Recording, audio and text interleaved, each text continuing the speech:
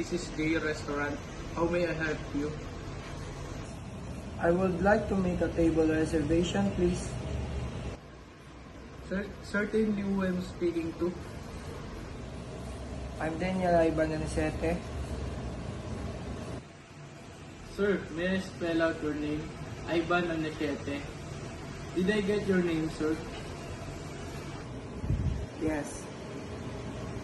Sir, may I know your contact details? 0906-35-38805. Mr. Anachete, should I make your reservation under your name? Yes, please. When do you want your reservation, sir? Today, For how many people, sir? for 2. Sir, what time do you want your reservation is? At exactly 6 p.m. Sir, for smoking or non-smoking area? Non-smoking area, please.